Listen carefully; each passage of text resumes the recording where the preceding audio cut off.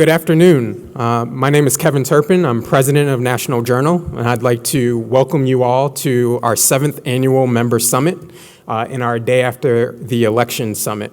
Thank you all for coming. It certainly was another exciting night, another late night. I feel like every election cycle is going to be that way for now on. So I'm certainly on little sleep. I'm sure all of you are as well. For today's program, we're going to have Luke Hartig and Charlie Cook break down the results, and more importantly, what these results may tell us for 2019 and 2020. Some housekeeping items. You'll see microphones in the middle aisle. We will have question and answer after Charlie's remarks. If you have a question, please walk to the microphone, state your name and your organization, and then you can ask your question. Also, for those participating in social media, we do have a hashtag NJDayAfter. So now we will start our program. I'd like to introduce my colleague, Luke Hartig. He's our Executive Director of Network Science Initiative, and he's going to walk us through a presentation on the candidates who won that will be new to Washington and new to governor seats and what networks that they will bring to bear. So Luke.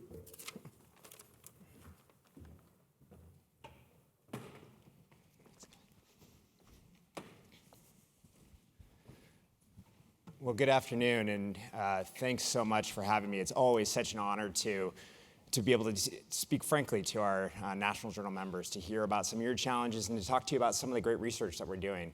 I have to say it's always a little bit awkward to have to open for Charlie Cook, right? He's just an incredible icon, and I'm so privileged to be able to work with him. And more importantly, I think for all of us, where we're dealing with trying to understand what's going on, the type of really data-driven, analyst-driven, dispassionate, careful analysis that Charlie brings to the table is really a nice antidote, I think, to the kind of fear and loathing of my Twitter feed on a daily basis. So let me tell you a little bit about what we do at Network Science Initiative and how we approach this race. First of all, we did not approach this as a horse race. We did not do the kind of day-to-day tracking of polls, of statements from the campaign trail or anything like that. The way that we approached this was to think instead about the networks of influence around the most competitive races. When we mean networks of influence, we're talking about who are their friends, who are their family, who are their colleagues, their top donors, major business interests in their district. When we're thinking about a senior policymaker, how do they make decisions based off of the people around them? And so that was the approach that we took. We started about 6 months ago, and we picked some of the most competitive races indexed to the Cook Political Report. At the end of the day, we covered 7 Senate races and 4 gubernatorial races. And with the Montana race being called for John Tester, I feel a sigh of relief because that was the one race that we took a bet on and didn't cover early on. So we're good. So we've actually got all of the new senators who've won, and then we've covered both of the candidates in the Arizona race, and we'll talk through some of their networks of influence. We've also covered, like I said, 4 key gubernatorial races: Ohio, Florida, California, and Illinois. I won't talk through California and Illinois today. And I think when we started out to do this work, we had a couple of main propositions. The first and most important is that our objective is to serve you. Our objective is to give you the insights you need to be able to understand on a day like today and then in the coming weeks, how do you build relationships with people you might not have known before? So that was the approach that we took on this. And in terms of our analytics team, we had a couple of hypotheses that we wanted to test going in. The biggest one was, is this election or was this election all about a referendum on Trump? And certainly there's a lot of indications that that is the case, but when you look at the networks of influence around some of the key players in the most competitive races, our analysis shows pretty conclusively that it's actually much more complicated than that. All that said, a lot of really interesting political tensions playing out, and look forward to talk through all this. I will walk through a pretty abbreviated version of our slides. Don't worry if I say something that you missed or whatnot. All of these slides are available for our members online. If you have any trouble accessing it, come talk to your dedicated advisor. Come talk to us afterwards, and we'll make sure you get the content that you need. Great, so let's start right out of the gate with, I think, the first one that was actually called for the night of the most competitive races, and that's the race of Heidi Heitkamp versus Kevin Cramer. In some ways, this was perhaps one of the least surprising of the races, particularly given how polling was going in recent weeks. But for us, this is, again, going back to this frame of how much of this is about Trump. What's interesting about Kevin Cramer is that he's a really true Trump loyalist. He came out and supported President Trump extremely early on in the campaign. Several of his key staffers were cut away to support the Trump campaign and were otherwise involved in it.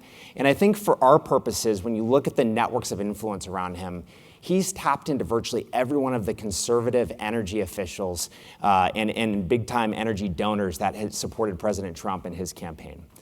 We've labeled a couple of those out there. The top on this list is Harold Hamm. Harold Hamm, no stranger to, I think, most of the folks in the room, but a major Oklahoma energy baron who actually went to Kevin Cramer and said, I want you to run on this race. And Kevin Cramer had his hesitations. And he said, if you run in this race, I'll actually chair your campaign finance committee. So a lot of other players from Oklahoma and beyond who are extremely close to Harold Hamm came to bear for Kevin Cramer and actually brought quite a bit of money into his campaign, which we'll talk about in just a moment. He also tapped in quite a bit to some of the local energy interests. So Kelsey Warren, who's the head of the company that runs the Dakota Access Pipeline, is another one of his main donors. Again, part of that kind of Harold Hamm connection of folks. More broadly, moving beyond the energy industry, he's got some really strong ties into conservative media. He and a couple of his friends were major investors in a company called Back and Beacon Media, which is a radio station that primarily serves oil workers in the oil fields of North Dakota. And they have some pretty interesting ties to broader kind of conservative intellectuals, including Sean Hannity and others who would put into that category. Also a lot of deep ties to the North Dakota Republican Party that you might expect. Another thing we see about Cramer is that he's got some real loyalty among some of his key staffers. Some of the players that have been with him for an extremely long time. So we have here at the bottom of the slide, Mike Grumman is his chief of staff. Anybody who's worked with Kevin Cramer will know Mike Grumman and Chris Marole. These are really key players in his office, guys who've been with him since Kevin Cramer was on the Public Service Commission in North Dakota. So he brings that type of energy expertise, but also that real loyalty from his staffers. Also extremely tight-knit family. His family has actually come under a little bit of fire for taking compensation from serving on his campaigns, but extremely close to his family, very religious person. He very sadly lost his son earlier this year, and it was a real outpouring of support from his community. So a little bit on the personal color around him. What we've done on all these slides, and I probably should have oriented you a little bit at the beginning, is we've tried to outline the main communities from which we see influence and presence around these new policymakers. And then we've given you some of the key players and some of the other key points. At the bottom on all of these, in the Senate races, we have more fidelity here because there's more requirements for disclosure. We've given you some information about their campaign finance. So starting on the left, we've laid out the independent expenditures, moved across. The top industries in the middle, those industry categorizations are taken from Open Secrets. And then I think one of the most interesting things that comes up on all of these is their in-state versus out-of-state funding. And here, again, as you might expect, because of the deep ties that Harold Hamm and others in the energy industry bring to Kevin Cramer, we see actually 81% of his funding coming from out-of-state. So let's move on to the next slide.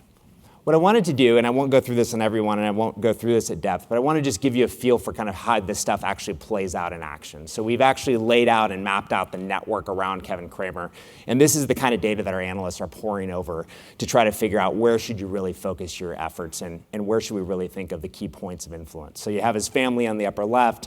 You have some of his colleagues from the conservative media space, Gary Emeneth, Scott Hennon on the upper right, and the whole kind of bottom quadrant there is focused on some of his deep ties into the energy space. So again, when you take a look at it that way, it can be really powerful. I know that's a bit of an eye chart for you all, so I'll move past that relatively quickly. So let's talk about Mike Braun, another one that I think was, well, not really a huge surprise, given that in some sense, Joe Donnelly was kind of the accidental senator. It is interesting because Mike Braun is he's a longtime Indiana businessman. He's been very, very successful in business in Indiana. A lot of people know him, but he's a relative political newcomer. His biggest stint on his political resume was the 10 years he spent on the Jasper, Indiana local school board. So this is a guy who kind of came to politics relatively lately. He spent, I believe, 4 years in the Indiana House. And during that period, he actually developed a lot of really close relationships, particularly with a group of individuals who are very focused on good fiscal policy, good business-government relations. In particular, we're invested in the Indiana Economic Development Corporation. This is a major initiative that folks who tracked Indiana are aware of. Mike Pence was very much involved in it. It's a major area of focus, as is the broader theme of workforce development for the new governor, for Governor Holcomb. And it's an area where Mike Braun, I think, really saw his ability to impact Indiana politics and presumably now national politics. Talking through some of his business interests, how did he become so successful? And some of this actually was a point of contention with the Donnelly campaign and Donnelly surrogates calling him out for outsourcing, which is a real political hot-button issue in Indiana. But if you look at some of the business interests he has, he's made most of his money in a company called Meyer Distributing, which is in the distribution and shipping space, primarily focused on auto parts. More broadly, he's had a number of engagements in the lumber industry, which I'll talk about a little bit more and when I get a little bit further down. His Indiana political networks, as I said, are not the same kind of ideological networks that you might see from somebody who served for years in the Indiana legislature.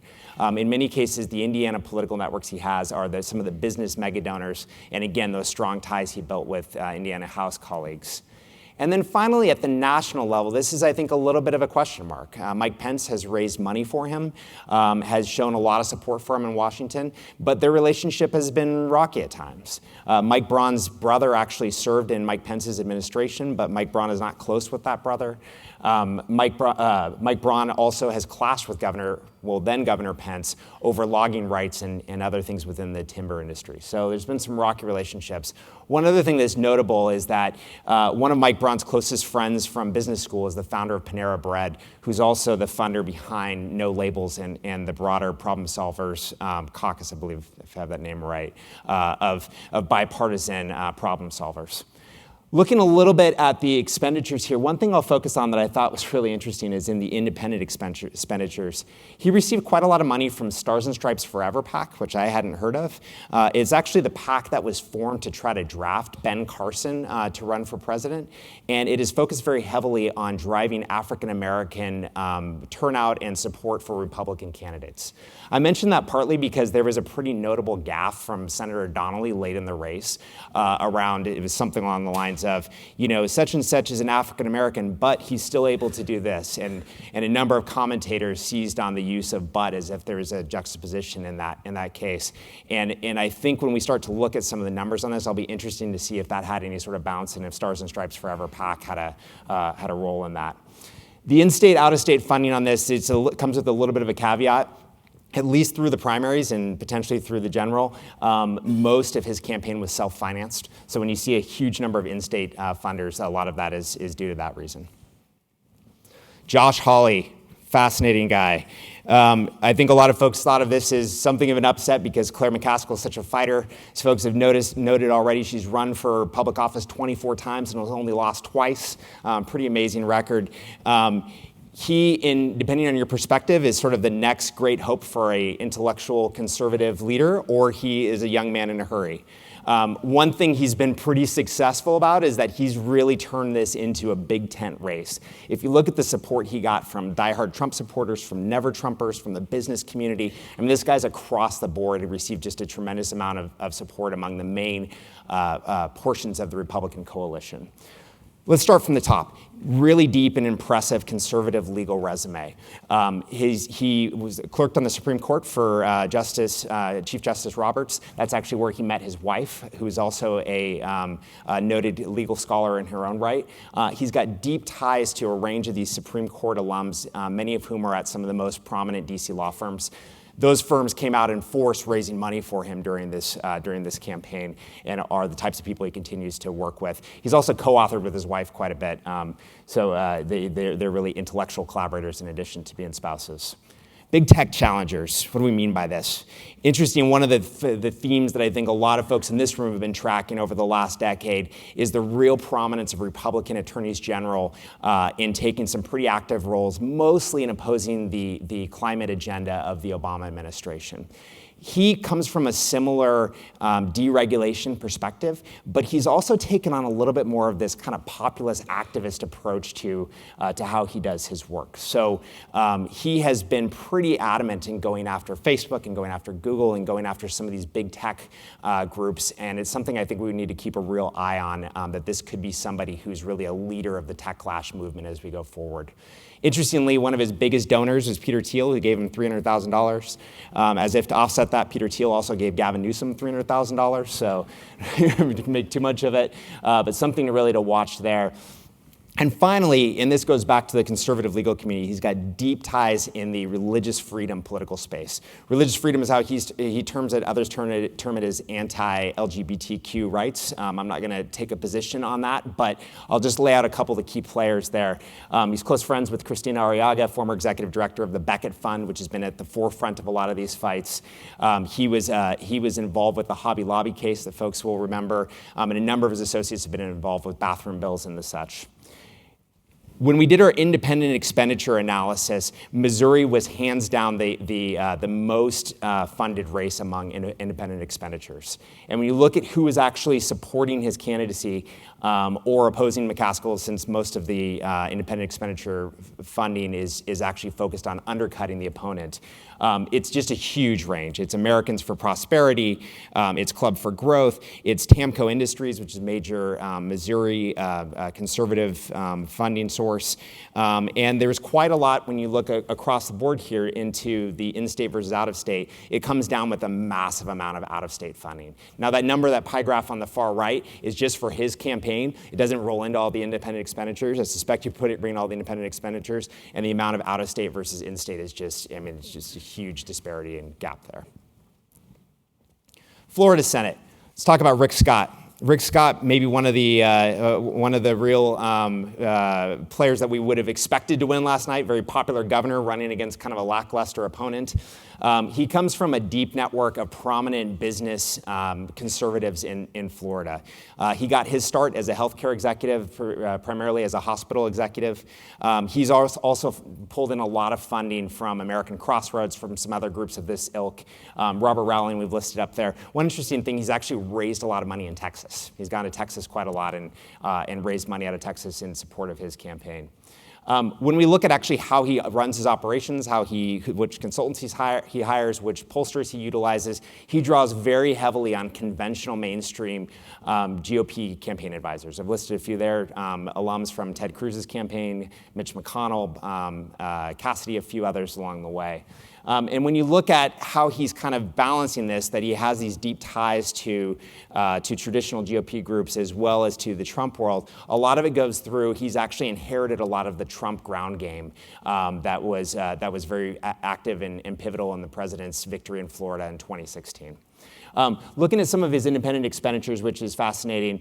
New Republican PAC, far and away the biggest independent expenditures in his support. New Republican PAC, so far as I can tell, is almost entirely dedicated to propping up Rick Scott and promoting his candidacy. So $5 million from them to this alone.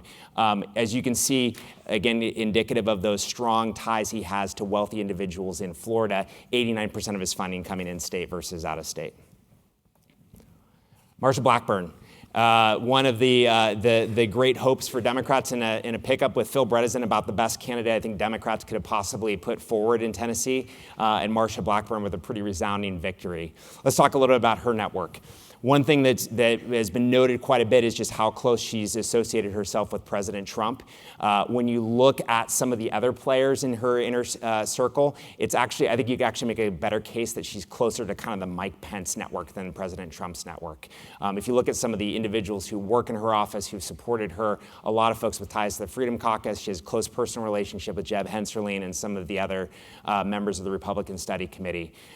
When you look at her industry ties are, it's really pretty astonishing. They're almost exclusively in the telecom and broadcasting space. So she's got a number of key staffers who have previously been consultants in that space. Tim Kurth, a more recent addition to her staff, is one of those, but also a lot of ties to the FCC, a lot of ties and funding from AT&T, Fox, Verizon, Cisco. We've listed some of those up there. So something to keep an eye out for. When you look at her personal networks, she's got some interesting personal ties into the health space. Both of her kids run a small healthcare company. Her husband is a sales consultant. She started out in sales and marketing. So some interesting business ties in Tennessee as well. Again, pretty broad range of funding for her, and it splits kind of down the middle, about 56% out of state, 44% in state. One thing I think I would watch for with Marsha Blackburn, because she's got such interesting social conservative chops, and because she's got those ties to telecom and broadcasting, is the possibility that she and Josh Hawley team up on a number of initiatives, particularly those that might go after big tech, that might be supportive of the telecom industry. Jackie Rosen, pretty resounding victory, not quite what we had expected, I think, going in. I'll leave it to Charlie to talk about the details of that. Her networks are actually, compared to some of the other players we've profiled, fairly modest. We've outlined the big ones here. She was, she came to politics pretty late in life. She had been active as a software consultant. She had been president of her synagogue, and it was actually Harry Reid who drafted her to run for Congress. And so, as you might expect, she's actually inherited a lot of Harry Reid's network, both in terms of her professional staff as well as her campaign staff. She's affiliated herself quite a bit with some other Harry Reid proteges, including Senator Cortez Masto. So that's really where her start comes from and where she owes her greatest amount of loyalty. She does have some really deep ties to both the Nevada and broader national Jewish community as well. As I mentioned, she was the former president of her synagogue. This is the rabbi at that synagogue who is actually a major leader in the Jewish community in Nevada, but also in the kind of interfaith dialogue community.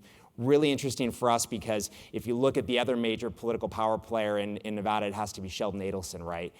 Who comes at policy issues that affect the Jewish American community in his own perspective, and she's bringing a real counterweight and the types of credentials that you can't really question.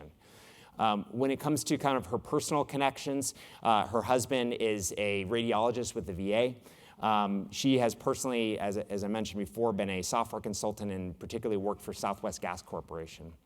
If you look at some of her independent expenditures, not much to say about there. The most interesting thing for her in terms of funding is just the incredible amount of out-of-state funding she got. We thought this would be a political liability for her. If anybody here is from the West and the Southwest, you know that the idea of rich Californians coming in and messing with your politics is not something people take kindly to. In this particular case, that's exactly what happened. Tom Steyer, I think, dedicated something like close to $2 million on millennial turnout efforts that were designed to support candidates like Jackie Rosen. Tremendous amount of support from California donors across the board. Great. So as I mentioned, we wanted to make sure we covered everybody. Arizona Senate, still too close to call, but we've given you the profiles of both these. So one of these you can throw away tomorrow, and the other one you can keep. Or maybe next week, we'll see how long it goes. So Martha McSally, fascinating about her is she, like so many of the Republican candidates we've profiled in here, really had to walk a line between her support for a president who's very popular in her state, as well as her support for more traditional elements of the GOP coalition. And when we look at her, one of the things that comes out really prominently when you follow the money on her is just how much money she's received from Never Trump Republicans. Some of those prominent ones we've listed here: Randy Kendrick, major player in Arizona, behind the Goldwater Institute, close with the Koch brothers.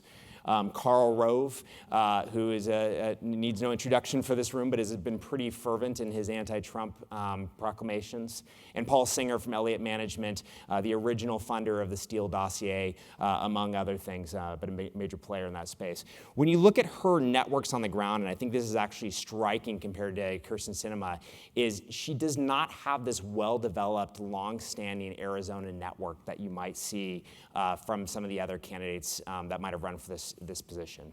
So when you look at what she's inherited, she's got her start in politics as a military fellow for John Kyle. She's inherited a lot of his network. She's worked very closely in the past with John McCain. Stephen Shattuck, her campaign manager, previously worked for John McCain. And she actually even has in her district office at least one staffer who worked for Gabby Giffords. So again, it's a little bit of a nascent network.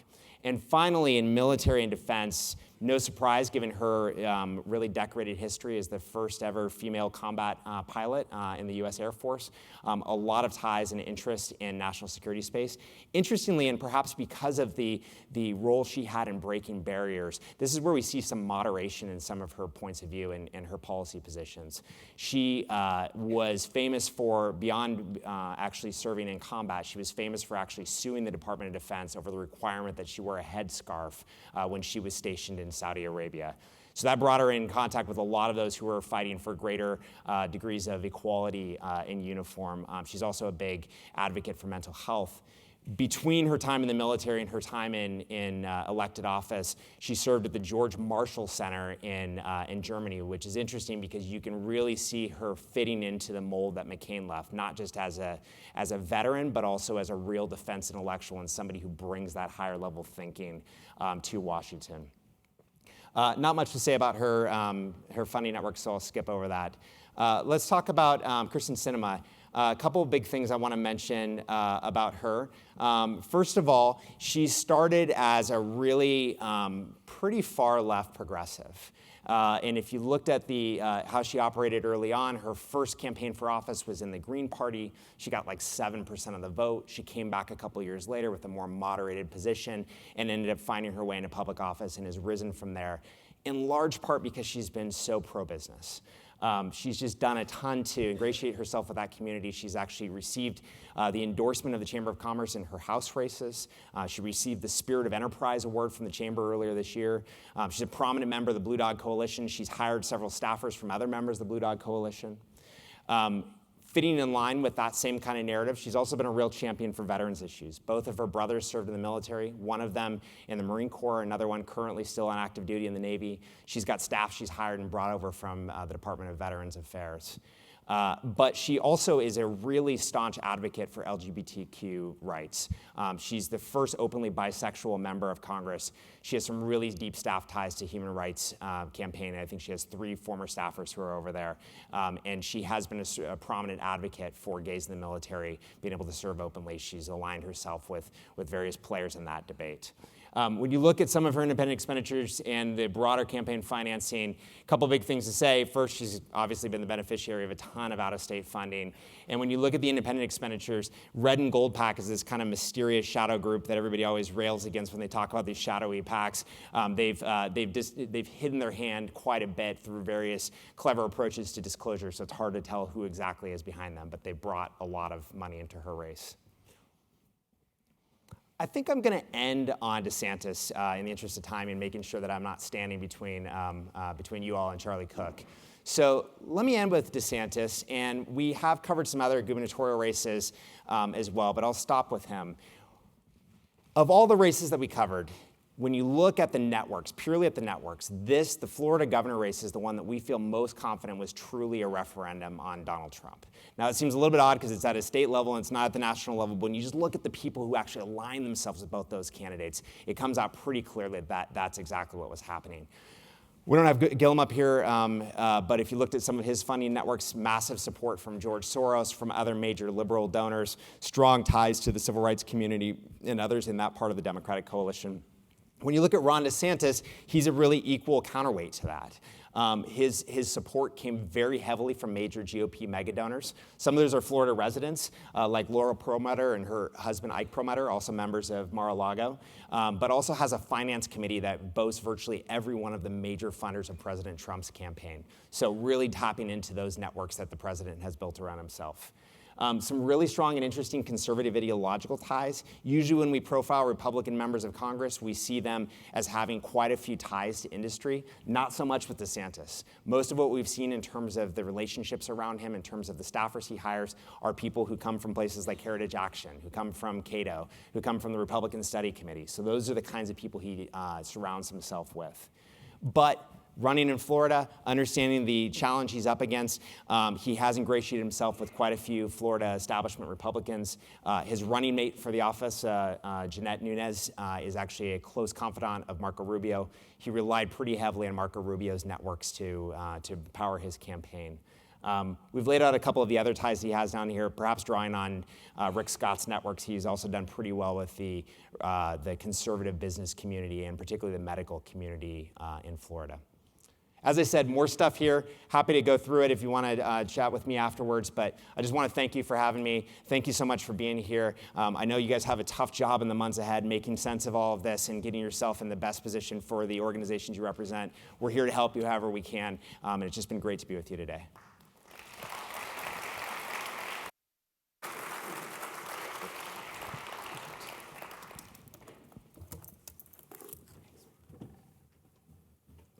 Thank you, Luke. I always find Luke's analysis to be very interesting, but then you go away saying, okay, what do I do with all this? So we're happy to be there to help you through that as well. I will not stand between this crowd and Charlie. I know this is who you all came to see, and I won't do Charlie's bio. The one thing I will mention is to say congratulations to Charlie. This is his 20th year with National Journal, so we are very pleased to still have him and look forward to the analysis that he'll bring to bear today. So Charlie? Thanks, Kevin. Thank you very much, Kevin. First of all, Luke, that was fabulous. That was like really, really, really good. I'm extremely impressed.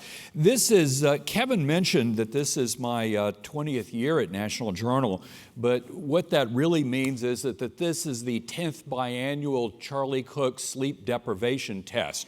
That I did get a 1 hour sleep last night. We were several members of our team and I were on the decision desk at NBC at 30 Rockefeller Plaza, which is really kind of interesting because think of like a NASA mission control except for politics where all the data is coming in. So anyway, it was great fun, but I did get to sleep from 5 to 6. And one thing I'm doing after this, Lucy, my wife is in the back. She thinks I'm crazy. We're going from here to the Birchmere to see Petula Clark. The younger ones, just Google her. You'll see which downtown. Anyway, I'm not sleep deprived at all. So coming on the heels of the most surprising presidential election in any of our lifetimes, this one actually had relatively few, had some surprises, but relatively few surprises and very few upsets really. And it flowed more or less a way that we thought it would. I mean, I'm not alone. A bunch of people characterized it as it was like we were having two elections in two different Americas, and the U.S. Senate was going to be held in one America, the Senate contest, and everything else was going to be over in a purple and with some blues mixed in America as well. And that's exactly the way things panned out, that the Senate races were fought largely in conservative red states that had substantial small-town, rural, exurban populations, and the other races had a strong component of suburbs and a strong component of some urbanized areas. So that kind of panned out a lot like what we thought. Our friends at NBC at First Read this morning made a really, really good point that if you look at the state exit polls and you look at the results, that they matched up really closely with where President Trump's job approval rating, where his approval ratings were over 50%. Republicans did pretty well, real well, in fact. And to the extent that they were below 50, well, not so well. In the Senate, and I know Luke has already gone through this, so I should probably kind of skip through it real quickly. But it looks like Republicans, and there's still some out, but that Republicans knocked off 3 incumbents: Joe Donnelly in Indiana, Heidi Heidkamp in North Dakota and Claire McCaskill in Missouri, but then they lost Dean Heller, and we're still kind of waiting to hear about Arizona, Florida, and Montana. Arizona is, and I was listening, I was really interested in Luke's analysis. I thought it was really, really good. And he sort of touched on this, that I'll dwell on a little bit more.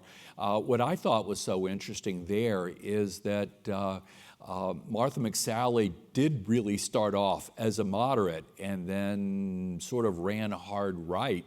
I thought it was just to win her primary, but then she kind of kept going, which I thought was kind of interesting. And Kristen Sinema, who starts off as really liberal, was moving to the middle, and it was like, wow, this is kind of interesting. So, and I've some members of our team have met with Martha McSally. I think that she's going to be a U.S. Senator. The only question is which seat she in. You know, is she going to win this race, or is she going to get appointed to replace John Kyle when he's expected to step down some point in the next couple of months? So I think that's likely to happen. Florida, it looks really likely that Rick Scott's going to win, but it looks like it is heading into recount territory, and you never know with that. And the tester race is obviously extremely close in Montana. The scenario that was either nightmarish or delicious, depending upon your point of view, was what had happened if Democrats had picked up one seat and this thing had gone to 50-50 with an overtime game in Mississippi. But that's not the case, and depending upon what happens in these seats that are out, you could see Republicans go all the way up to a net gain of 4, which would be just an incredible win for them, or the other direction down to to no net change. But we'll see how that pans out. But I think this by any outcome that we're kind of expecting, this was a very, very good one in the Senate for Republicans. And one that, yes, they were blessed with the best map that either party's had, but they took full advantage of it. And you've got to give them that, because this was certainly a challenging environment. In the House, some of us had a little bit of shock early in the evening, because in the earlier hours when we started getting returns in, it looked like Democrats would probably clear the 23 seats they needed to get a majority, but not by much. That they seemed to be on a much lower trajectory than we thought. And I thought, oh boy, this will be interesting. And then it kind of cranked on up. And it's, right now it seems to be headed towards about a 35, 36, something like that. But since California takes their time in counting votes, it'll be a while before we know a whole lot more about that. I think the shocker, and I don't know, I wasn't here for all of Luke's presentation, but did you go into Oklahoma 5? No. This was, there's always, and people would ask, okay, where's the surprise? And there always is one, but I'll confess that the 5th District of Oklahoma wasn't really where we were looking, and it's it's a different. This is where Steve Russell, who is in his he was first elected in 2014, been in the state Senate before that, and a career as an Army officer before that.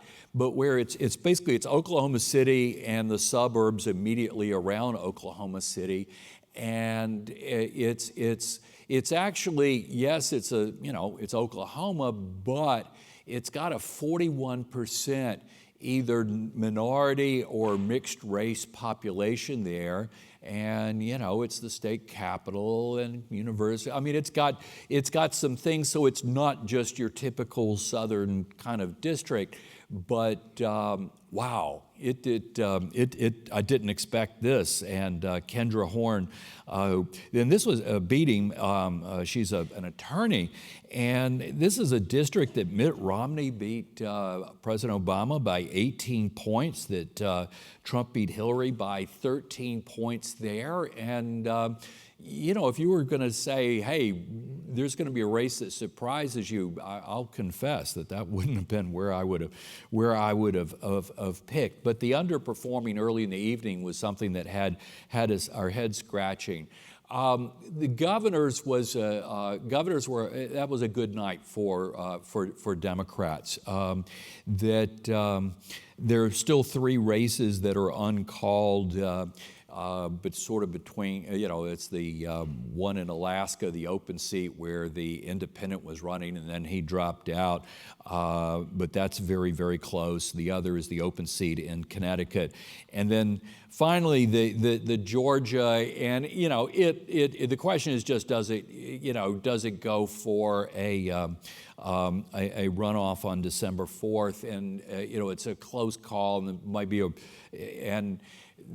I know the Abrams campaign, we were on a conference call with her folks over the weekend, and they were really trying to win without a runoff. They thought it was plausible because the Libertarian was just not getting anything. They thought it would be so narrow.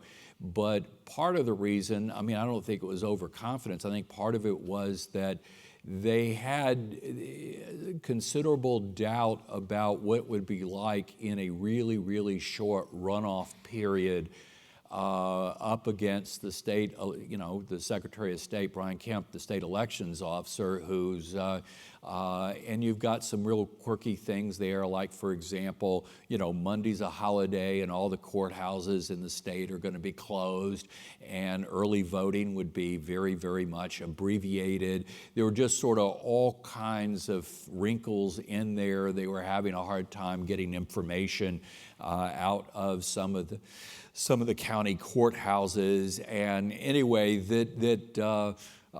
this is something where winning the runoff would be pretty tough. It's not that it's impossible or anything for her, but it was tough. Probably a good word and this would apply both to the Georgia governor's race and the Florida governor's race. And I know a lot of people, and we could actually, a lot of people in the African American community, a lot of people in the Democratic Party are very disappointed with Florida and Georgia governor's races.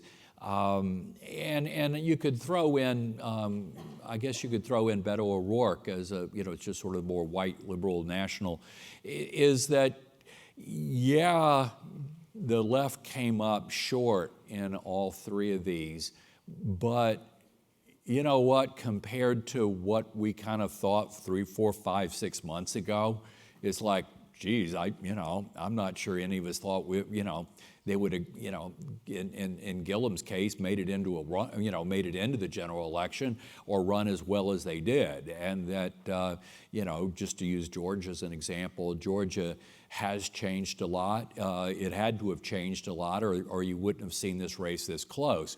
It has changing. It is changing. It's going to continue to change, but maybe not quite fast enough.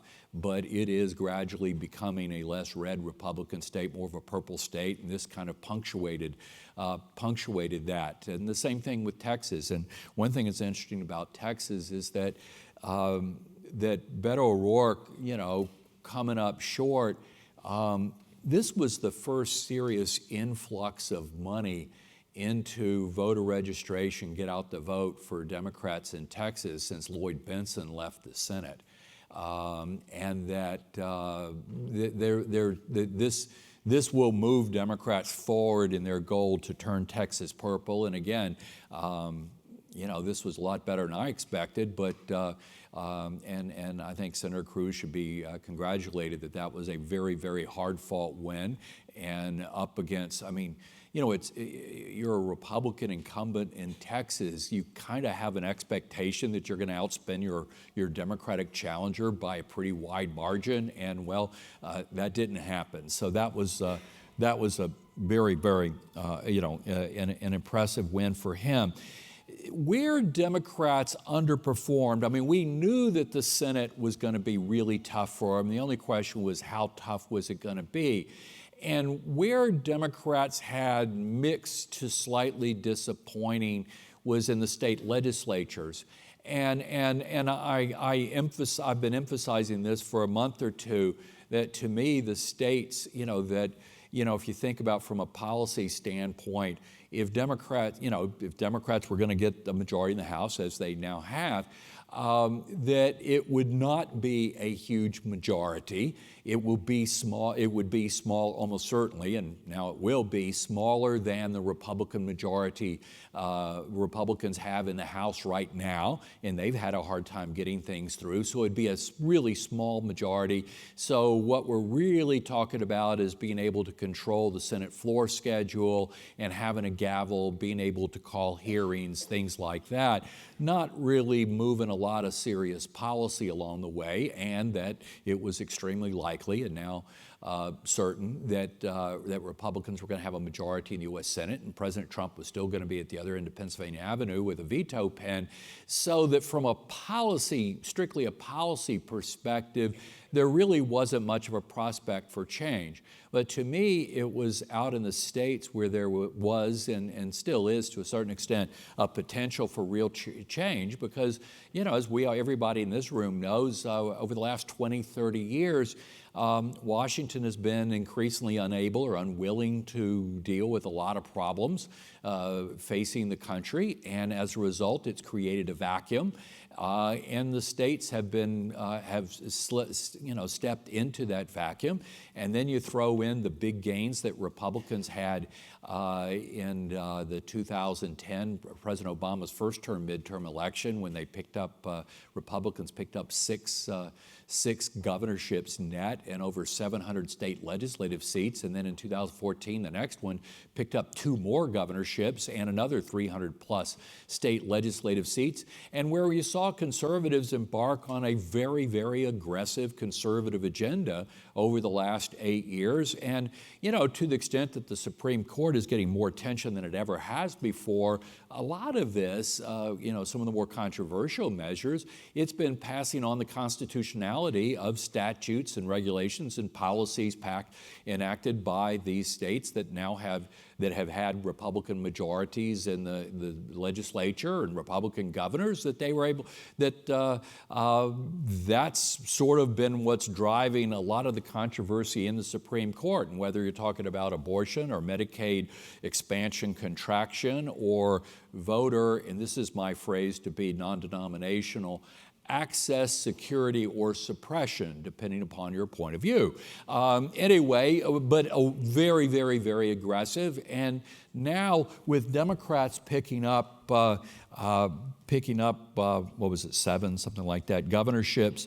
And then in the state legislatures, though, this is kind of interesting, that Republicans dropped a net loss of 5 chambers, either state House or state Senate chambers. Democrats picked up 6. Total, Republicans went from total control. In other words, you have the governorship, the House, the Senate.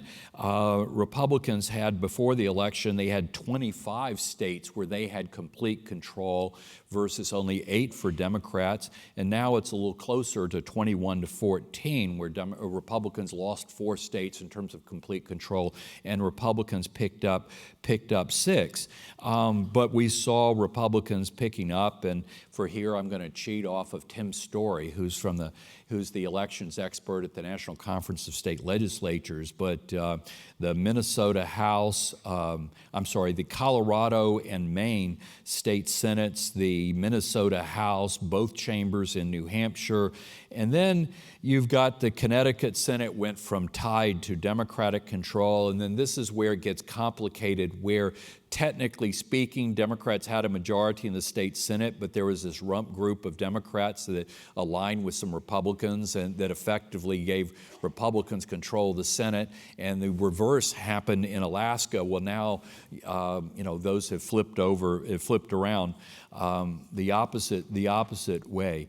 But that this was the Normally in midterm elections since the beginning of the 20th century, the average loss of chambers for a president's party was 12, and this looks like it's going to be, about 6. So that's where it's been disappointing, where Democrats had some pretty good gains, but we were saying sort of 5 to 8 or 10 or 11, something like that, and this looks like it's going to be on the lower end of that. I'm going to skip over the exit poll stuff. Okay, what does this mean? This is more importantly. I think back right after, or during and after the Kavanaugh Supreme Court fight, I was referring to it as a color enhancement event. I mean, it basically made the reds redder and the blues bluer, and it didn't really change a whole lot of people from one side to the other, but boy, it did do a lot of motivating. And given that Democrats were already incredibly motivated going in, it didn't benefit Democrats so much, particularly in the suburbs. It didn't benefit them that much, but where Republicans gained enormously in the states in the red states, and that's and I think the president's his focus that on the wall, on the caravan, on Kavanaugh, I think it made a real difference in a couple of U.S. Senate races out there, and it didn't do anything to help them, or did very, very little to help them, if it helped them at all, in the suburbs and in the congressional and other things. But it sure as heck helped them on the U.S. Senate level. Turnout. Be really careful about what you say and write about turnout, because we know it's big, we know it went up, yeah, we know that. But the thing is, there are a whole lot of votes that hadn't been counted yet, and that some states, like say California, are like notoriously slow about counting votes, so that we don't know anything. And on election night, anybody that writes off of election night about turnout, they're just making stuff up, because you can't really know anything this soon about it. But clearly it went up. I mean, we could look at the exit polls and sort of make some guesstimates, but the exit polls in 2016 certainly had some issues. But it doesn't look like young people, as relative to the rest of the electorate, went up much. And I had sort of snarkily said before the election that I expected that we would have we would set a midterm record number of young people voting, but that if only 100 of them voted, that'd probably be a record. I mean, it was a really low bar out there. So what does this mean going forward and thinking about 2020? Democrats did have some disappointments here, and the Senate was a incredible disappointment. And and they had there had been points where, look, well, maybe are they going to go north of 40? Are they going to go north of 45? And there was a chance of that, but I don't think it was ever likely. I mean, what we were saying, I think in my last column, I said, if you let me get away with like a ridiculously wide range, it'd be like 20 to 45, but more likely it'd be 30, 40. And it looks like it's going to be right straight in the middle of that. But it was, I mean, Democrats did have some pretty high hopes that, pre-Kavanaugh, it was never better than 1 in 3 that they could get a majority in the Senate. And, losing ground as they're going to, certainly is a disappointment. But the thing about it is, Democrats aren't real big on introspection, or they haven't in recent years. And, you think about 2016, after that crushing loss that they suffered, it's easy for Democrats to blame Hillary Clinton, and she had accumulated an enormous amount of baggage, and she did make some mistakes, and like say going along with a private email server, or nobody could ever prove me wrong, but I'm convinced the word deplorable cost her 500,000 votes somewhere along the way. And you could blame her campaign for making mistakes, and they certainly made some. And Democrats can blame Jim Comey and the FBI, and they can blame the Russians. But all of that just sort of failed. It's so easy, so convenient to blame these things that rather than, well, maybe the party's got some problems, and maybe the party, yes, America is changing. It has changed. It is changing. It will continue to change, absolutely. But maybe it hadn't changed at quite the pace that they thought it was, and maybe it triggered a little bit of a backlash out there, and where I think Democrats have to think about the consequences, the economic consequences of things that were of things that they pushed. And whether you're looking back at the Clinton administration and trade and thinking, okay, maybe, if for folks that believe that free trade is the right way to go and that NAFTA was a good thing to do and all of that, that's all fine and good. But you'd have a really hard time making the case that Democrats did enough to mitigate the job losses to a lot of people that were hurt economically by trade. Now, granted, a lot of the job losses that are out there that are being blamed on trade, a lot of it is actually technology, robotics, that sort of thing. But there were people that were genuinely hurt in manufacturing areas by trade. And I heard a statistic last week that there are only like 100,000 people currently in trade adjustment job retraining programs, 100,000 for the whole country. That's like a drop in the bucket. And conversely, for the Obama administration, maybe their environmental agenda, maybe, may very well have been the right thing to do, but did they do anything to mitigate the people that were going to be economically hurt by, like if you worked in a coal sector or whatever, did they do that? And that Democrats are having enormous problems with working class white voters who were once a central part of Franklin Roosevelt's New Deal coalition, and now that's called part of the Republican base.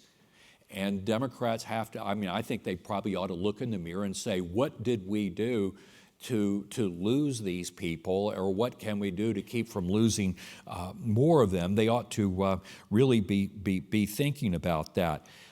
There are some things that I know, and it's important to remember that midterm elections have no predictive value whatsoever in terms of what's going to happen 2 years later. And just the two quick, easy examples are, just think about the thumping that Democrats got in 1994 with Bill Clinton, and then he was reelected over Bob Dole 2 years later. Or President Obama's problems with 2010, then he got reelected over Mitt Romney by 3 points 2 years later. There just isn't a predictive value. But I think what is worth looking at is to think, what were the states that caused Democrats so many problems in 2016, and is there anything you could look at what happened here? So Michigan, Democrats gained the governorship, and they won the Senate seat with Debbie Stabenow very, very easily. So whatever problem Democrats may have had in Michigan in 2016, and maybe it was more of a Clinton-specific problem anyway, but whatever it was, it clearly didn't work against Democrats as much this time as it did last time. Or Ohio, where you had Sherrod Brown winning easily in the U.S. Senate, and Democrats coming ever so close to winning the governorship there. Wisconsin winning the Senate seat, Tammy Baldwin winning the Senate seat easily in Wisconsin, and then beating Scott Walker. Now, with Walker, I have a theory that God didn't intend governors to serve more than 2 terms. And there's a reason why a lot of states don't allow it, because it's unnatural. And now Andrew Cuomo is cheating the gods. He was able to do it and got away with it, but, hey, it's New York State. Hard for a Democrat to lose there. Whatever was the problem in Wisconsin that led to Republicans winning, Donald Trump winning Wisconsin by 0.7 of a point, again, same thing.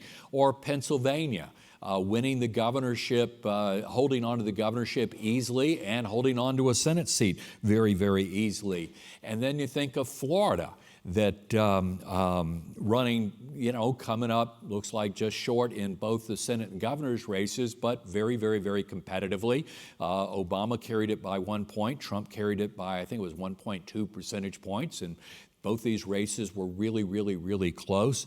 And actually, I mentioned Ohio. What I meant was that was one where normally it's a purple state in presidential elections, but Democrats just weren't even close. What was it, 6, 7 points, something like that. The Democrats lost in 2016, but here they ran pretty well here. So those are some things that are sort of worth looking at here.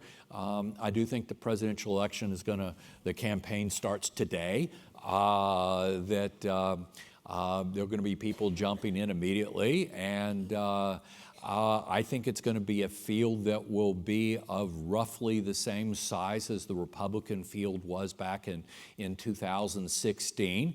But it will have some interesting dynamics to it, that what we're going to see, we'll see things that we've never had before. For example, we've had African Americans run for Democratic nominations before. Jesse Jackson ran twice. Obviously, Barack Obama ran successfully twice.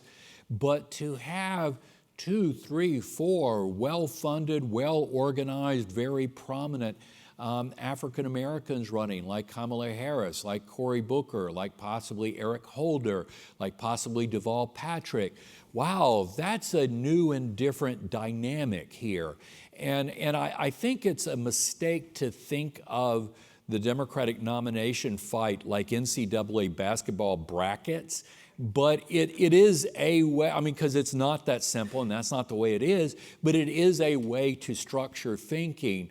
We've had women run for Democratic nominations before, but we're going to have 2, 3, 4, in addition to Elizabeth Warren, almost certainly going to run, and possibly Amy Klobuchar, and possibly Kirsten Gillibrand.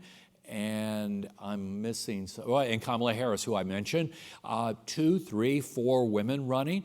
I don't think we've had a real strong Latino candidate for a Democratic nomination before, but we're going to have probably Eric Garcetti, the mayor of Los Angeles, as well as possibly Julian Castro, the former mayor of San Antonio, former HUD secretary. That will be an interesting dynamic. We're going to have, Democrats have actually done pretty well in the past with current or former governors. I think we're going to have a ton of current or former governors, mayors running besides Garcetti, besides Castro, besides Mitch Landrieu, John Hickenlooper. We're going to have a big group of those, and then sort of the normal folks that would be getting in. Now, does Joe Biden jump in or not? Does John Kerry? I saw him at something a month ago, and he was certainly not closing the door. What about Bernie Sanders? Sure, why not? Being an effective member of Congress, clearly it has never been a priority, but you know what? If I had remembered that C-SPAN was doing this, I probably wouldn't have said that. Sleep deprivation. C-SPAN fans. And Mike Bloomberg, who spent, what was the total? $100 million.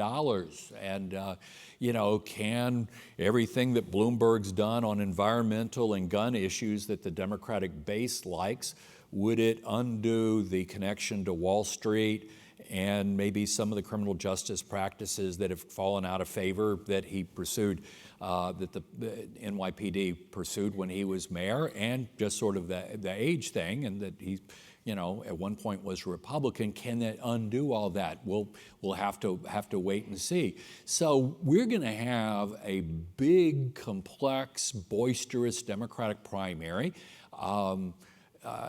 People were talking about, Democrats didn't have a message in 2018. Yeah, they did. They were running against President Trump. I mean, that was the message. I mean, why get in the way of something like that?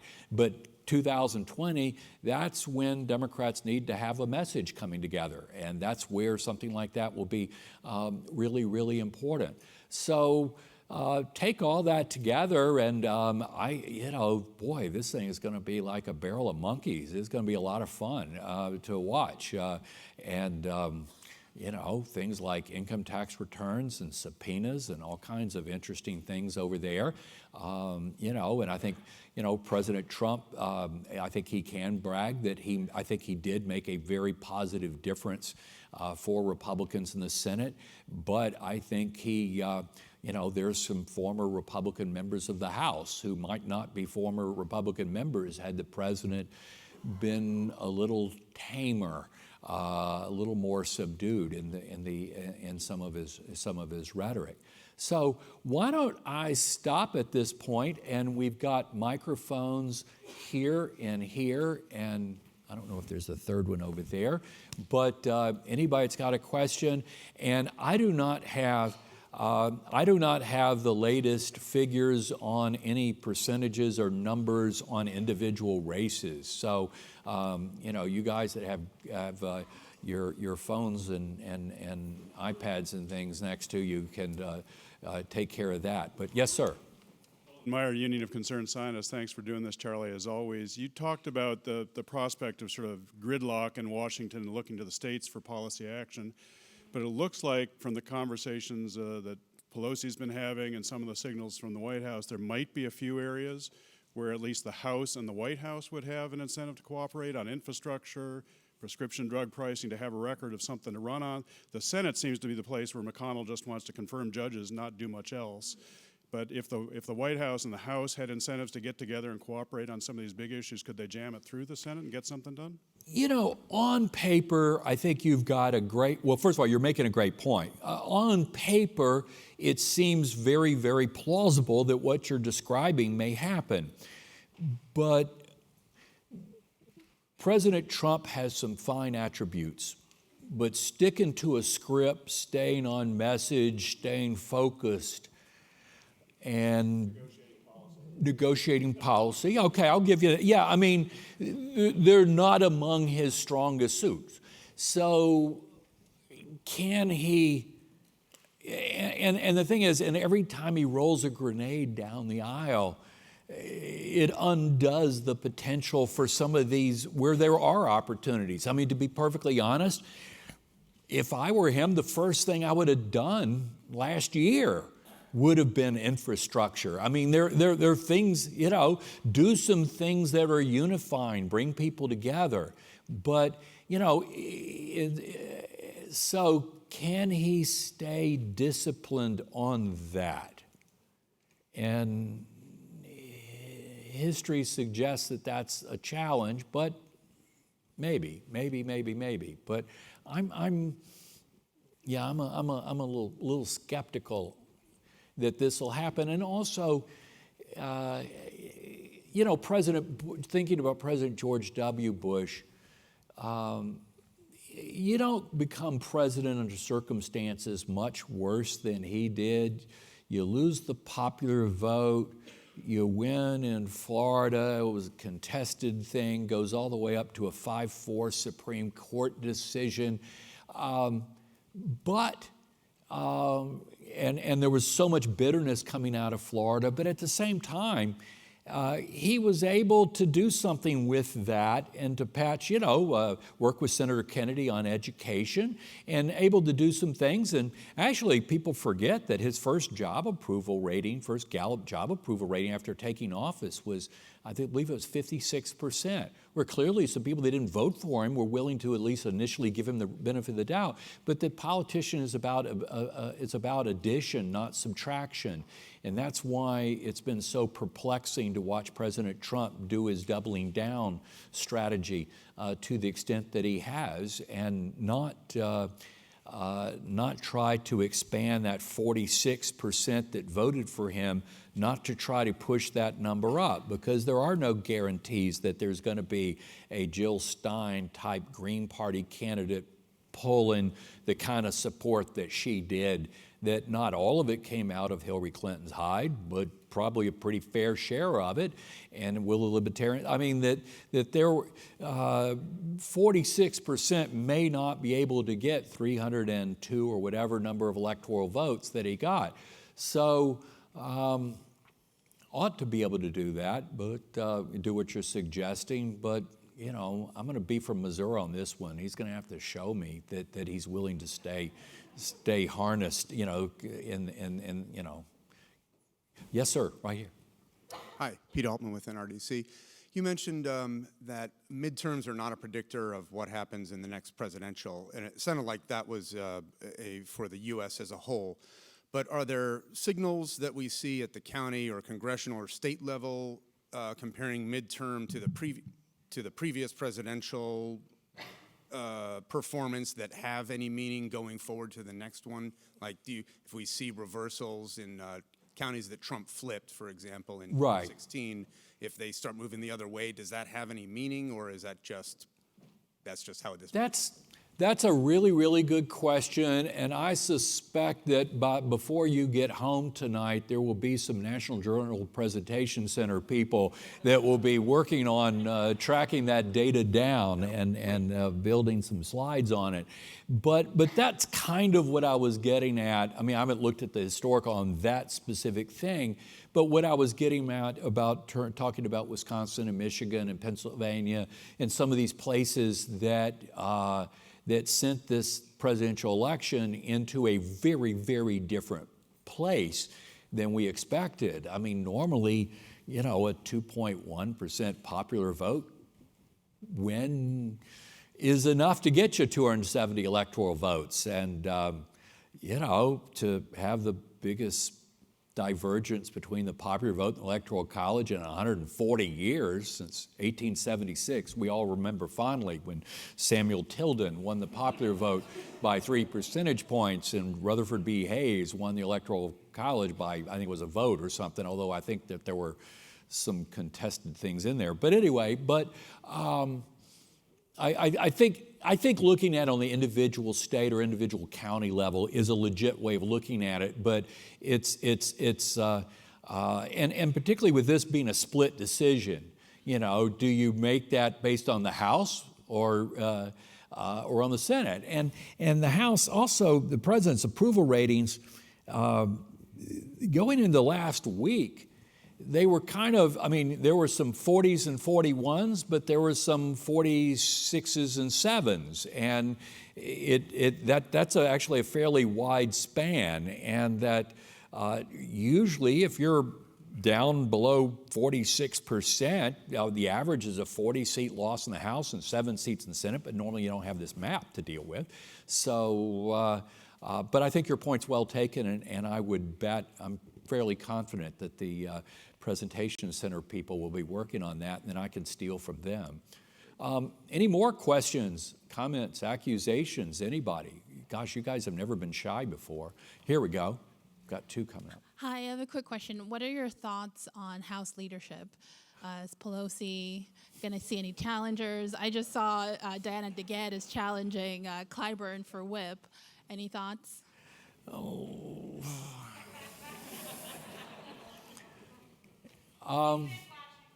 Yeah, I know specifically who's watching. The conventional wisdom was that the lower the number, you know, assuming Democrats got a majority, that the lower the majority, the tougher it would be for her, that she would just not have a lot of cushion in terms of getting 218 votes. but that if she won, if they won 45, 50, 55, 60, something like, well, 60 was never going to happen, but a big, big number, the conventional wisdom is that would give a cushion that she could drop some people and still be in a position to get 218 on the floor vote, given the members that have said publicly or privately that they can't and won't support her. But there's a contra argument there, and this is overly simplistic, but that the first 25, there were 25 Republican seats that were in districts that Clinton carried. And so just sort of roughly speaking, the first 25 gains that Democrats would have would be, mostly in Hillary Clinton districts where Nancy Pelosi would probably not be terribly problematic, and a lot of those folks probably might not have been backed into making a promise, or might not have been anxious to make a promise that they would never support her, but that anything north of that, bigger than that, would mean new incoming Democrats coming in districts that President Trump won in 2016, where Nancy Pelosi would be somewhat more problematic. I think I'm going to go with the conventional wisdom that the lower number, and so since we ended up with 35, 6, 7, something like that, that's kind of in the middle. So I guess I'd if I had to put a number on it, and I realize this is a fool's errand, but I've been accused of being a fool before, 60% chance, maybe a touch above 60% chance that she wins. But this, when Democrats meet, this could be. I went to a Catholic university, but I'm not Catholic. But where you're waiting for the Pope to be named, and the puffs of smoke coming out of the chimney and stuff. I mean, there are all kinds of names of people that are mentioned that if push comes to shove, Democrats may turn to. And when I ask people around, what are some folk names? I mean, you hear Hakeem Jeffries and Sherry Bustos and Adam Schiff's and, all kinds of people. And, obviously, Hoyer and Clyburn over here, and you've got a big mix of people. I tend to think that if Nancy Pelosi gets pushed out, that it will be generational change, and whoever they get will be, on the younger side of 60, 65, and maybe even 55. So, I think that there's still some doubt there. But I noticed last night, I couldn't hear it, but because I was in the front of a computer, but they had a monitor up, and I saw Nancy Pelosi and Steny Hoyer and Jim Clyburn up on the stage at the DCCC victory party, and she was positively euphoric, and Steny Hoyer, who I like a lot, looked like he was at a funeral. I mean, it was like, not that he wasn't really happy about Democrats picking up a bunch of seats, and he had been in a lot of those districts and had worked very hard, but I'm not sure he enjoyed her taking a victory lap like that. So, we'll have to kind of wait and see. Yes, sir, did you have one? Yes, thank you for taking my question. And this question brought some thoughts when you referenced voting. One of the cornerstones of our democracy is the faith and trust we have in the process. And you use the words that it boils down to either access, security, or suppression. And I'm wondering if you have any thoughts about the short-term or long-term effect of things like Secretary of State's. I mean, it all began in Florida, where an election official was really cast in the spotlight. Now we see it in Kansas, we see it in Georgia, we see it in New Hampshire on both sides of the aisle, in which money is starting to really work its way into those that are managing the process. And I was hoping you could share some thoughts about the effect that you thought that may have. Those are some good questions, and let me attack it from a different way. Or several different ways, I should say. We've had secretaries of state running for governor, for Senate. That's happened for a long. I don't ever remember it being as contentious as Georgia and Kansas were this time. And maybe that just says something about the hyper-partisanship and the increased acrimony in our process, that this is, that a fairly previously innocuous position suddenly becomes so highly charged. That's new.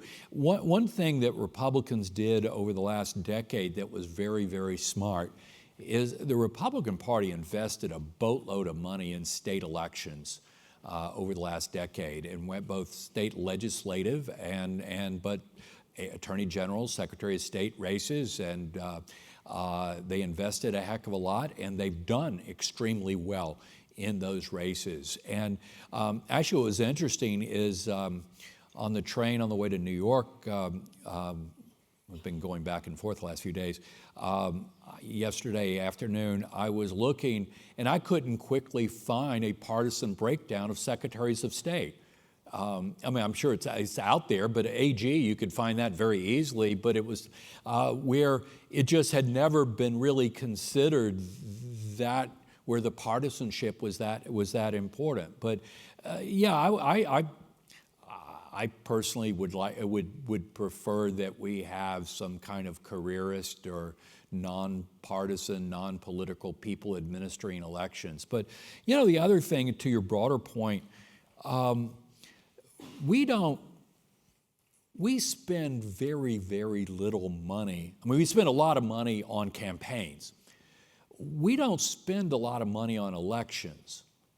And I'm just making this up, but my guess is most counties spend a heck of a lot more money on like food in the county jail than they do on elections. And we're not paying for precision. We're not spending enough money on these election administration for precision. We're just spending enough to be kind of close, And if you want precision, you've got to pay a heck of a lot more than we do, and it would probably help not to be using temporary, part-time, often elderly people using new technology, as if that's kind of a recipe for a disaster. Of course, this is from the guy that's 2 weeks away from being 65. But anyway, who am I to talk? But I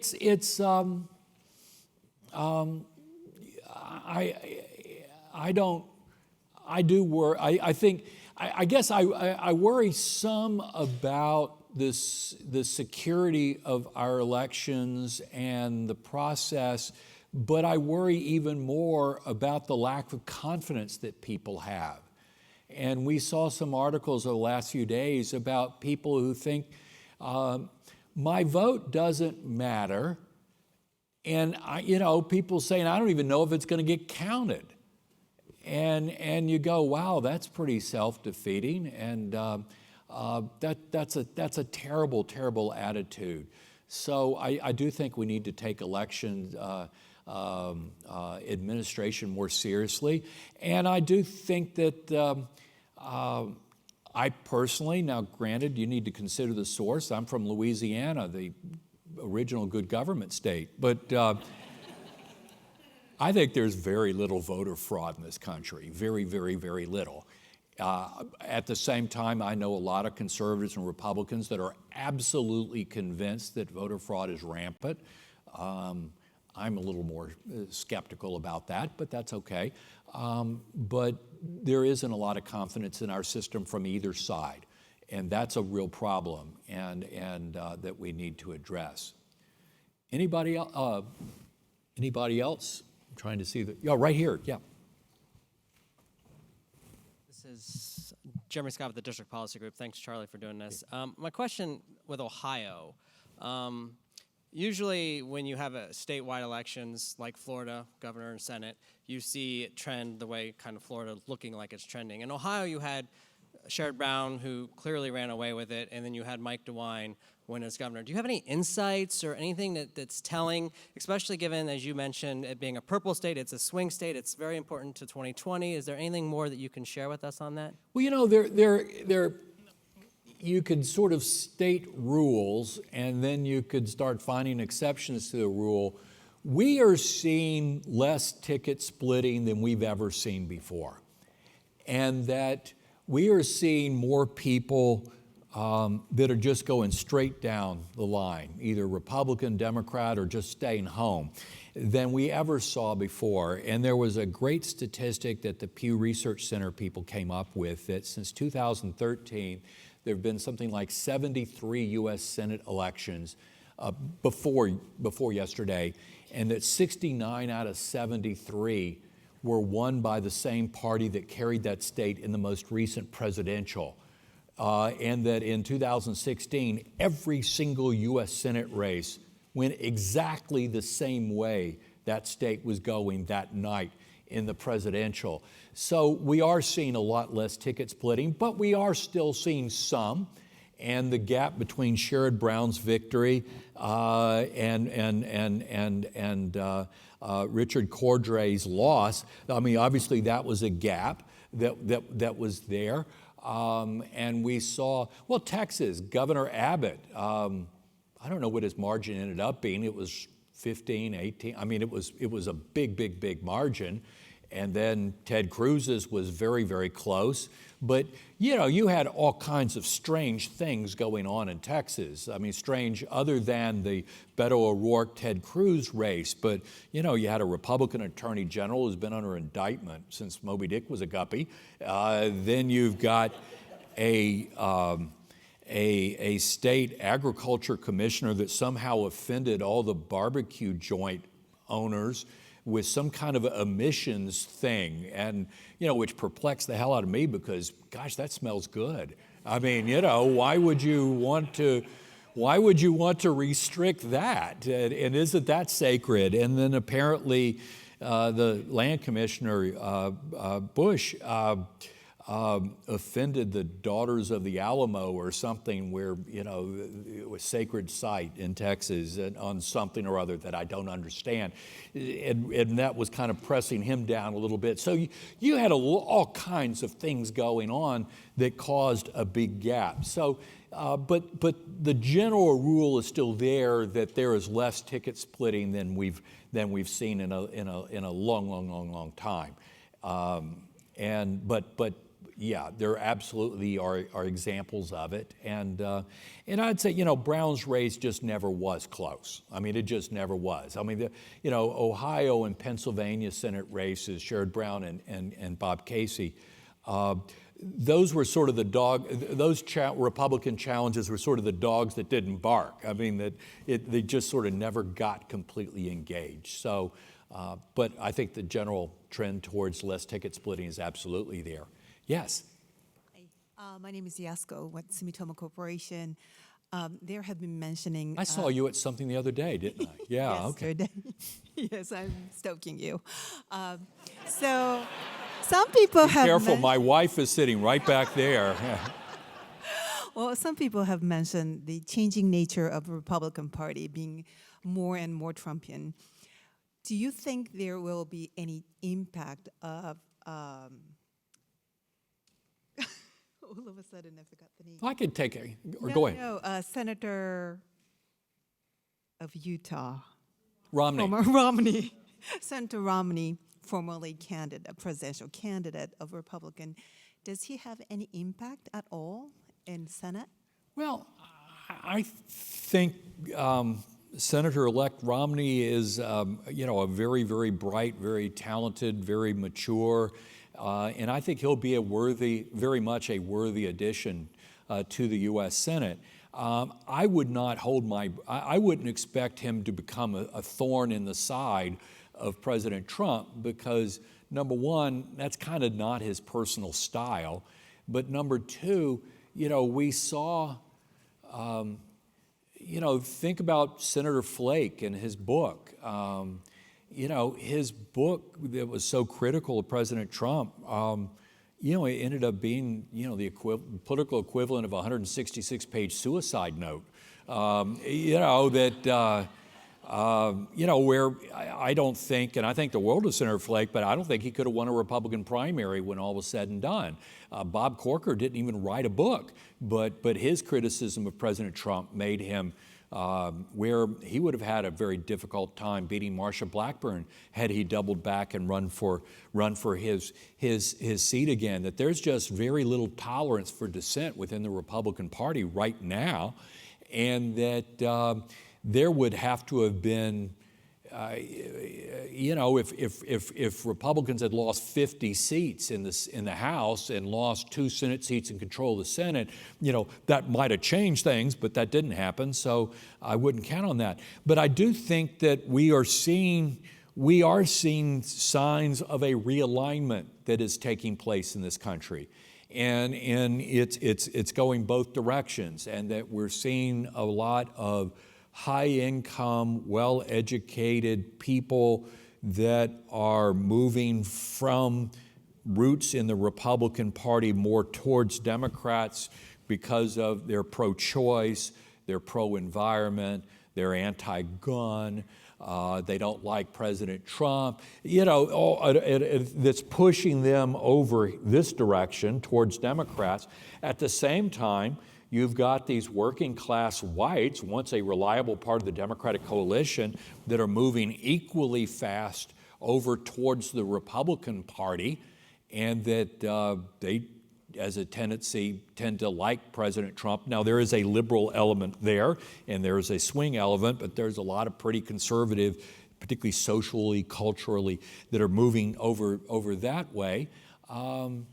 So that we are seeing I don't know what the Republican Party is going to look like in 2021 or 2025 once President Trump's gone. I don't think it's going to go back and look the way it used to look, but it's clearly, I think we're seeing some changes there. But on the other end of these people that are moving towards the Democratic Party, do Democrats present a face and open arms and a nominee who would be a good receiver for some of these people or not? And I do think that one of the things that, for Democrats, most Democrats and liberals I know, to them, the most horrible thing in the entire planet that could happen in 2021, or 2020 rather, would be President Trump gets reelected. Well, you think about when you go to an investment advisor and to talk about what are your objectives, investment objectives, but what's the other thing? What's your risk tolerance? And I think that's a real important question for Democrats to look and to examine, okay, what is their risk tolerance of having something that they really, really, really don't want happening? And at the same time, electability is generally not a major concern of people when they're deciding who to support for their party's presidential nomination. But does, and I have to credit Democratic pollster Jeff Guerin, who was asking about this last summer, and he said, well, that's right, but what about unelectability? In other words, if you're a Democrat and you're saying, well, I really like so-and-so, but I'm not sure he or she can win, and may be willing to look at their second or third choice because it might be someone that would be less unelectable, if you will. Does that happening? But at the same time, obviously, someone coming from the left can fire up the enthusiasm.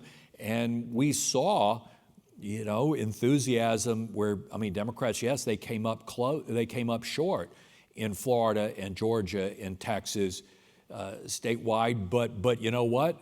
They sure as heck beat the point spread. They sure beat what one might have what was expected of them several months earlier. So, this is it's not quite as obvious as it first sounds. Yes, sir. Charlie, Rob Stoddard with NCTA, the Internet and Television Association. I'm not stalking you, but we did visit earlier this week. We talked earlier this week about the way that polling and survey work took something of a beating in 2016. 24, 30 hours later, how do you feel based on the outcome about the performance of your trade and your peers? Do you feel as though maybe some of the integrity or credibility of the work has been restored based on the outcome of the last 24 hours? That's a great question, and I think the polls held up reasonably well this year. But just sort of for the folks that haven't had this conversation with, if we were talking 5 years ago, what I would have said, and I'm not a pollster now, but was a pollster earlier in my life, and I'm sort of a professional consumer of polls now, and the finest pollsters in the country, incredibly bright, rigorous people with a lot of intelligence in both parties, they are not as accurate as they were 10, 20, 30 years ago. And telemarketers have basically messed it up for everybody, and probably hear from the Direct Marketing Association now. Or actually, I think they changed their name. But anyway, that caller ID, voicemail, all these things have made it very, very hard to get a representative sample. So the telephone interviewing, it's not perfected yet. But at the same time, I think we're not there yet completely with online. And so we're at this point where the old way isn't as good as it used to be, but the new way isn't quite ready yet. And I actually got into the business during a previous transition point when they were transitioning in the late 70s from personal interviews, where they would knock on your door and interview on the doorstep. That was the way it was back in the 60s and into the late 70s even, and very early 80s, to telephone after that. So there are some systemic problems in the business, but I have to say that the pollsters in the professional pollsters in both sides, most of them are really pretty good. I mean, they're very good, actually. And, if you look at the track record, for example, in special elections this year that they did, their numbers were pretty much spot on. And the national polls, they did, in 2016, they weren't off that much. I mean, some of you heard me say this before, that, the Real Clear Politics average had Clinton up by 3. NBC Wall Street Journal poll, which is one of my personal favorites, had it at 4. Popular vote, which is what they measure, 2.1. So it was, the average was off 0.9 of a point. Some of the other polls were off about 2 points. But the thing is, that's about as accurate as you're going to get in polling. So when you see an ABC Washington Post or CBS or NBC Wall Street Journal or Fox or CNN, these are high-quality surveys that are generally pretty good. And fared well this year, I might add. These are pretty good surveys, but what's spotty is the state polling.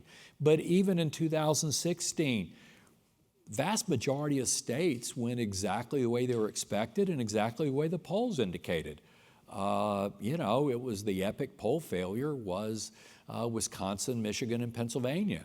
And that's where they were just sort of off. But this year, the pollsters actually did a little bit better, but I think we have to be more discerning, particularly on the state level, about polling and being, a little bit more discriminating in what we look at. And maybe those polls have, and the fact is, a lot of people will say, well, cell phones. Well, the good pollsters they're calling cell phones. I mean, they're big part, roughly half of their samples are going to cell phones. So that's actually not as big a problem as, the problem really is the caller ID and voicemail.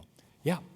Hi, Charlie. I wonder if I can just keep you on the topic of polls for a minute, and exit polls in particular. Just wondering what you were thinking when the information came out around 6 o'clock last night.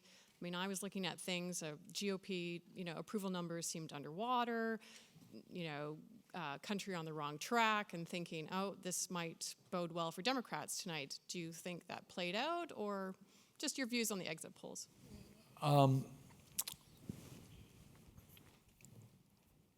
To me, the most important value of exit polls is for speech material after the elections are over, but that there's considerable research that the exit polls were off of a fair amount back in 2016, and we'll see how they did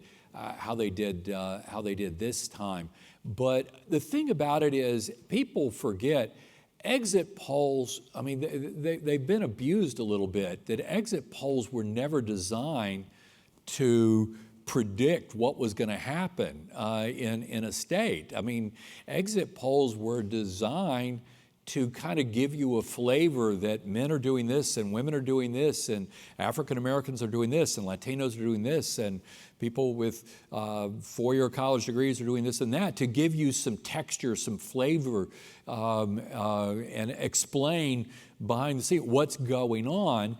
And it is an element that goes into projections, but only in races that aren't even close are they the integral part, of the projections that the networks do. I will confess, I kind of deliberately didn't show up until about 6 o'clock last night at NBC, because I'm not a big, first of all, they'd been, we've gone with the sequestering of the numbers during the day, but the thing is, I don't think they're if a race is so close, if a Senate race or a governor's race is so close that you can't figure out from last week's Time magazine who's going to win, an exit poll is not going to be of a whole lot of value in telling you what it is, because they're not that accurate. And two war stories that you might find interesting, and then I think we're starting to run low. 1992, I was a consultant to CBS, and they had a handful of pollsters and others and political scientists that were consulting various teams. But at lunchtime, we were in a conference room having lunch with the anchor then, Dan Rather, and it was a little after 1 o'clock, and the first round of exit polls had come in. And the thing is, all of us had expected it was Governor Clinton was challenging President George H.W. Bush. I think all of us expected that Clinton would win, but that it would be, it was a competitive race, but that it sure seemed like Clinton had an advantage. And the early exit polls started coming in that showed Clinton with this massive lead over President over President Bush. And that, that just didn't reflect at all the race that we had been watching so closely. So we were busy scrambling around trying to concoct in our mind a rationale and explanation for why this election seemed to be taking this completely unexpected turn. And over the course of the afternoon, as more data came in, more exit polls came in, it started closing down to the point where it ended up being about where we expected it to be to begin with, but where the first rounds of exit polls, they were incredibly misleading. And then you remember the experience with John Kerry and President George H.W. Bush in 2004, where people, based on the 92 experience, I had actually made arrangements to have lunch with a friend that worked in Connecticut to stay away, because I didn't want to get consumed by these exit polls that I didn't have an enormous amount of respect for in this one context. And everybody got all torqued up that Kerry was going to be beating President Bush by a decent margin and all that, and it turned out they were just flat wrong. So I think they've been abused a good bit, but there is some research that shows that, some subsequent research using other methods that have shown that maybe they're not capturing the very best, most accurate picture of what happened on Election Day. But it's I think it's for the purposes of saying, what did various demographic groups do? It's okay. It's not bad. It's not the be-all and end-all, which is why we have this other research out there.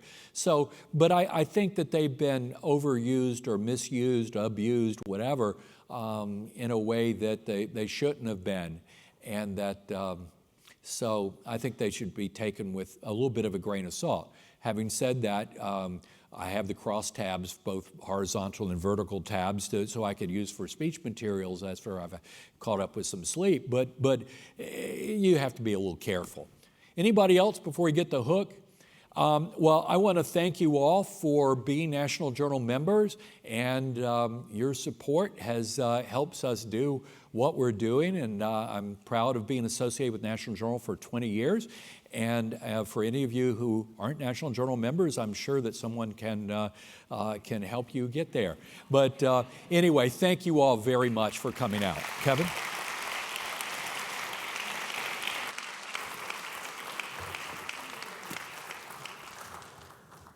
Thank you, Charlie. 1 hour sleep? I thought that was okay. That's good. Well, thank you all for joining us this afternoon. You will receive an event email recap in a couple days. It also will have an assessment in it. We'd love to hear feedback on how we can improve in the future and be more valuable to you.